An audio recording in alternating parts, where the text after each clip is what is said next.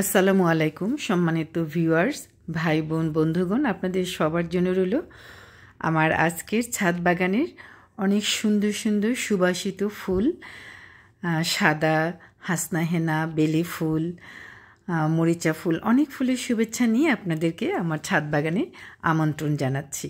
বন্ধুরা, সেপ্টেম্বর মাসে এত সুন্দর রাইবেলি ফুটবে আমি আসলে ভাবিনি। রাইবেলির সুবাসটা একদম মাতোয়ারা, মন মাতানো, প্রচণ্ড ভালো লাগে। ছাদ বাগানটাই একদম পুরোটাই একদম সুবাসে পরিপূর্ণ হয়ে থাকে। আমি ছাদ বাগান থেকে এই রাইবেলিগুলো ঘরে তুলে নিয়ে আসি যেন ঘরটাও সুবাসিত হয়ে থাকে। বন্ধুরা, এই বেগুনটা একটু বড় করছি কারণ এটা থেকে আমি বীজ সংগ্রহ করব এই বছরের, আগামী বছরের জন্য আবার এই বীজ থেকে অনেকগুলো চারা করে ছাদ বাগানে রোপণ করতে পারি। বেগুন গাছও অনেক দিন কিন্তু রাখা যায়, মরিচ গাছের মতো যত্ন করে বেশ কয়েকবার কিন্তু এরা ফলন দিতে পারে বেশ কয়েক বছর। বন্ধুরা, দেখতে পাচ্ছেন আমার এই বছরের শীতের সিম, মৌসিম খুব দ্রুত চলে এসেছে মাশাআল্লাহ, আলহামদুলিল্লাহ। কারণ এই গাছটা আমার গত বছরের। মৌসিমটা তুলে নিচ্ছি ভর্তা করে খাবো বলে। এটা ভর্তা, ভাজি, কচি অবস্থায় ভাজি করে খাওয়া যায়, আর একটু ম্যাচিউর হয়ে গেলে ভর্তাও কিন্তু বেশ ভালো লাগে, অনেক মজা হয়। তাই আমি খুব পছন্দ করি আমার ছাদ বাগানে মৌসিমটা রাখতে। এটার বীজগুলো দেখতে কিন্তু অসম্ভব সুন্দর। যখন এই ম্যাচিউর হয়ে যায় বীজ, যখন রাখতে পারবো ইনশাল্লাহ, আপনাদের দোয়া আল্লাহ চান তো, তখন দেখতে পাবেন এই মৌসুমির বীজগুলো কেমন সুন্দর। দুই ধরনের কালারের হয়, সবচেয়ে বেশি মানে মেজেন্টা কালারের যে বীজটা সেটা হচ্ছে এই সিমটা হয়।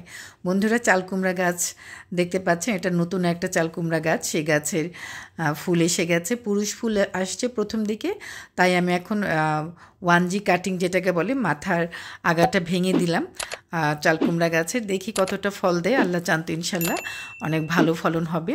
এই যে দেখেন আমার রাইবেলিগুলো এতটা সুন্দর, এতটা মানে বড় বড় হয় আর এত সুবাস, আসলে ভীষণ ভীষণ ভালো লাগে।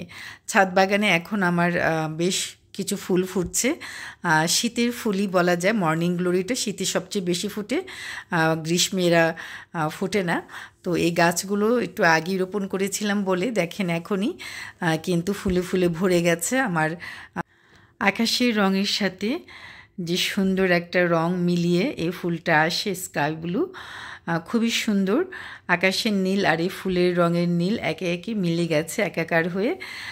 দেখেন আমার যে উপরে সিঁড়ি বেয়ে যাওয়ার রেলিংটা সেখানে আমি বাইয়ে দিয়েছি এবং সম্পূর্ণটা জুড়েই কিন্তু ফুলে ফুলে ভরে গেছে। বৃষ্টি হচ্ছে, বৃষ্টিতেও কিন্তু ফুল ফুটে যাচ্ছে।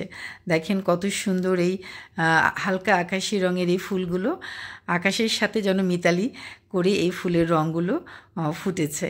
এগুলোর বীজ অনেকটা হয় এবং গত বছরের ফুলের বীজ থেকেই আমার এবার হয়। আমি আসলে সবসময় চেষ্টা করি আমার ছাদ বাগানে যে গাছগুলো আছে তার বীজ সংগ্রহ করে এবং সেগুলো দিই আবার যেন আমি আমার গাছের ছাদ বাগানটা সাজাতে পারি। দেখেন আকাশের রং আর ফুলের রং মিলেমিশে একাকার, কি অদ্ভুত সুন্দর না আকাশের নীলটা।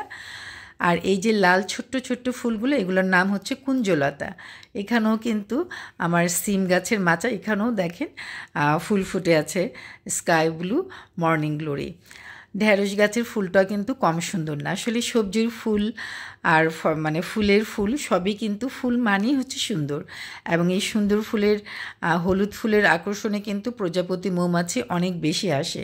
তাই ছাদ বাগানে অবশ্যই চেষ্টা করতে হবে গাঁদা ফুল সবসময় রাখার। গাঁদা ফুল অনেক কাজে আসে, মাটির হেলথ যেমন ভালো রাখে এবং প্রাকৃতিক পরাগায়ন করতেও কিন্তু অনেক অনেক কার্যকরী কাজ করে।